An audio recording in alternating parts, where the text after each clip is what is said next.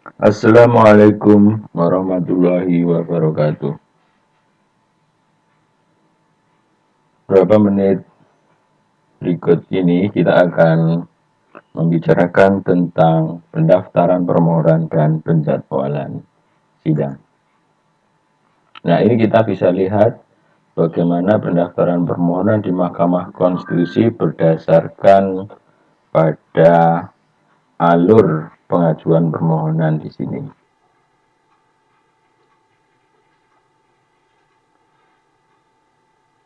Pemohon mengajukan permohonannya dengan disertai hard copy dan soft copy-nya, jadi file berkas asli dengan scan berkas yang berupa soft file atau soft copy, dan tentunya rangkap 12 untuk yang hard copy-nya, mendaftar di Kepaniteraan Mahkamah Konstitusi.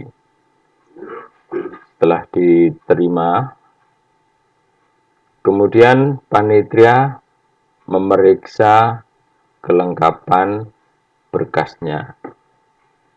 Apakah berkas yang diterima pada saat pendaftaran tadi sudah lengkap atau belum? Ada dua kemungkinan. Kalau belum lengkap, nah, dikembalikan kepada pemohon dan pemohon harus melengkapi dalam jangka waktu 7 hari. Ya, tetapi ketika pendaftaran tadi dan kemudian pemeriksaan lengkap dan hasilnya adalah berkas yang diajukan atau yang didaftarkan lengkap, kemudian dilakukan registrasi di BRPK, di buku register perkara konstitusi. Nah, setelah terregistrasi dalam jangka waktu 14 hari, sudah harus dilakukan penetapan jadwal sidang yang pertama. Jadi paling tidak hakim konstitusi setelah mendapatkan berkas perkaranya harus menetapkan jadwal sidang yang pertama dalam jangka waktu 14 hari. Nah, batas waktu 14 hari itu penetapan sidangnya ya. Penetapannya, tetapi sidangnya boleh dilakukan setelah 14 hari. Selanjutnya adalah pendaftaran permohonan online. Kita bisa lihat di dalam diagram yang ada di sini. Nah, kemudian mengenai keterangan alurnya, yang pertama, pemohon harus melakukan registrasi baik secara online maupun offline guna mendapatkan username atau identitas pemohon atau identitas pengguna dan juga kode akses atau password. Nah, untuk dapat mengakses program sistem informasi manajemen permohonan elektronik atau SIMPEL, maka harus memiliki username atau nama pengguna dan juga password untuk masuk ke dalam sistem yang ada di SIMPEL. Nah, kemudian melalui SIMPEL ini dapat diajukan permohonan, kemudian alat bukti, penambahan dokumen, serta daftar saksi ya, dan juga ahli yang akan diajukan.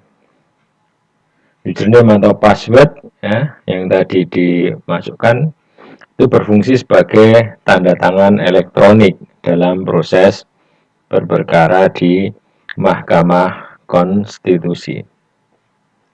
Kemudian ketika pemohon sudah masuk, kemudian mengupload permohonannya, dan sebelumnya juga mengisi formulir-formulir yang ada di dalam SIMPEL, kemudian permohonan itu dianggap diterima apabila permohonan yang sudah diajukan tadi sudah masuk ke dalam jaringan komputer Kepaniteraan Mahkamah Konstitusi. Nah, ketika sudah masuk ke jaringan komputer, kepanitiaan harus memberikan konfirmasi kepada pemohon atau kuasanya dalam waktu 1 hari setelah dokumen permohonan tadi masuk ke dalam simpel. Nah, setelah konfirmasi maka pemohon dan kuasanya wajib untuk menjawab konfirmasi tadi secara tertulis ya kepada Mahkamah Konstitusi di bagian kepaniteraan dalam waktu selambat-lambatnya 3 hari sejak permintaan konfirmasi disampaikan oleh paniteraan Mahkamah Konstitusi. Nah, kemudian jawaban dari konfirmasi yang harus dilakukan oleh pemohon atau kuasanya tadi disertai dengan penyerahan 12 rangkap dokumen asli atau hard copy. Jadi walaupun pendaftarannya secara online ketika sudah diterima dan sudah ada konfirmasi, kemudian bagian si pemohon itu harus menjawab, maka harus datang langsung untuk menyerahkan 12 rangkap dokumen asli permohonannya. Nah, kemudian proses pemeriksaan kelengkapan permohonan dan pemberitahuan apakah permohonan tadi lengkap ataupun tidak dan harus ada perbaikan dilakukan oleh Mahkamah Konstitusi melalui email. Nah, permohonan online yang telah memenuhi syarat akan didokumentasikan dan disimpan dan disertai dengan nomor penomoran perkara. Setelah mendapatkan penomoran perkara, panitia mengirim akta registrasi perkara kepada pemohon melalui email dalam jangka waktu 7 hari sejak perkaranya diregistrasi di BPRK, buku registrasi BRPK, buku registrasi perkara konstitusi. Nah, ketika sudah mendapatkan pemberitahuan kalau sudah terregister baik di dalam pendaftaran secara langsung maupun secara online, maka yang dilakukan oleh Mahkamah Konstitusi adalah melakukan penjadwalan sidang.